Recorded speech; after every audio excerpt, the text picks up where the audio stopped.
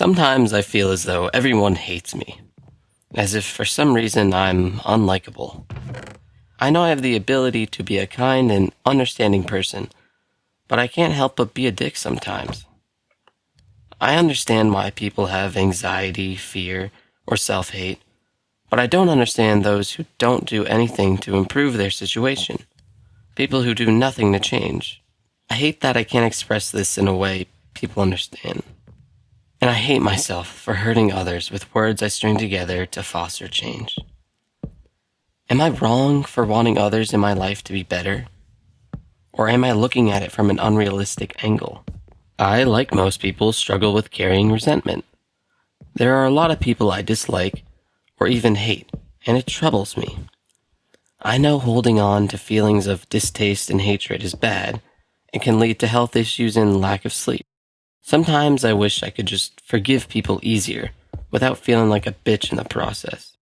I am a bit of a fighter in the sense that I want people to be better, and I will challenge their opinions if they are acting in a hesitant and scared way.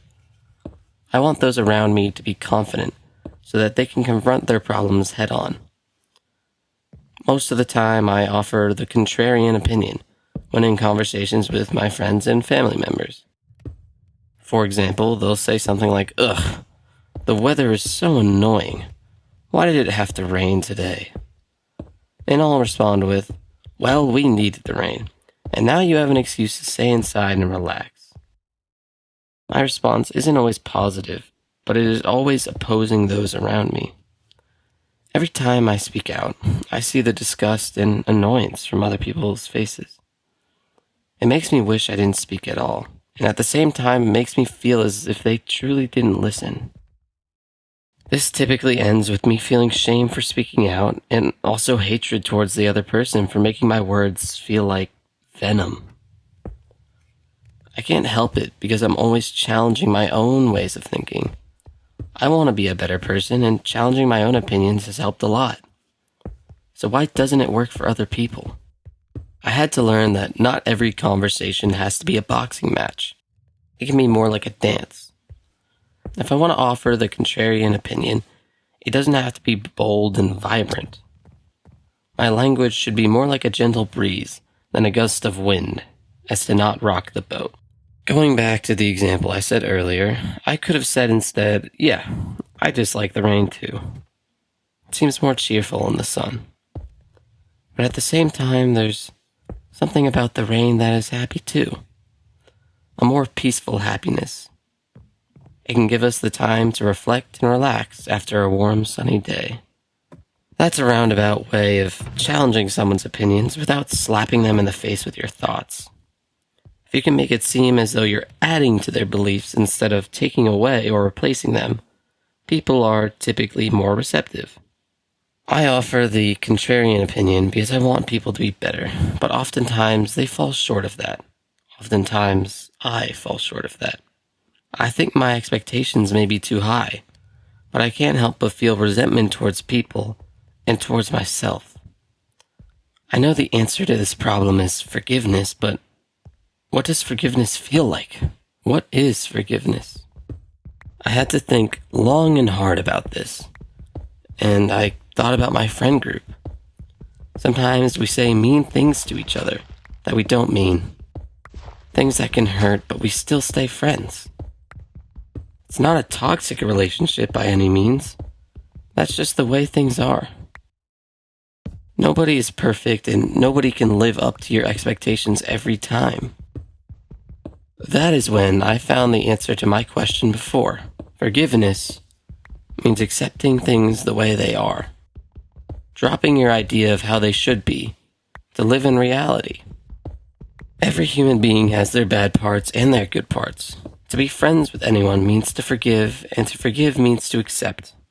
To accept someone for who they are, in all their strengths and weaknesses. That doesn't mean enabling them to be a bad person, but to accept that sometimes they may fail to be a better person.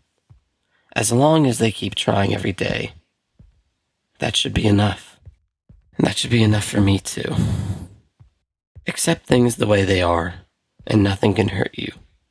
Push for change, yes. Fight, yes. But don't fight back. Fight forward. Learn to dance instead of box. Add to ideas, don't challenge.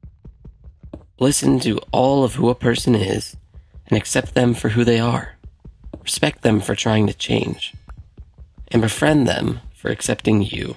But arguably, the hardest part is accepting yourself. To not beat down on yourself for falling short of your expectations. And to understand that failing is okay. Losing is fine. But quitting is never an option.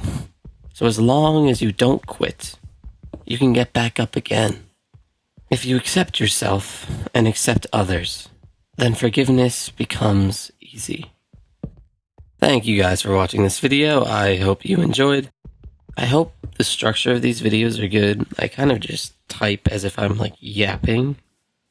I am reading off of a script if you don't know. And I don't really look back and try to polish it. This was supposed to be about forgiveness and hatred in general, but also self-hate, just thoughts that are in my mind that I need to dump out and in a way formalize, but it's formalized in an informal way.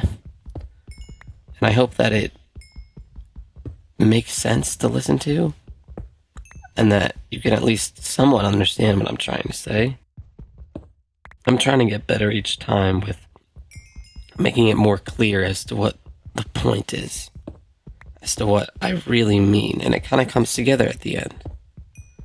But sometimes it feels like, you know, when you're writing an essay and everything else is terrible, but the conclusion is really good, and you're just like, oh, I killed that essay just because you wrote a really good conclusion. I feel like that's kind of what I'm getting here. So by the end, I have something to say that's good. It's like pretty good and polished. But I think the rest of it might just be a bunch of crap. So I'm trying to figure it out and filter it a bit better, because I really want these videos to be helpful and enjoyable to listen to. Anyways, thank you. And remember, you are not alone.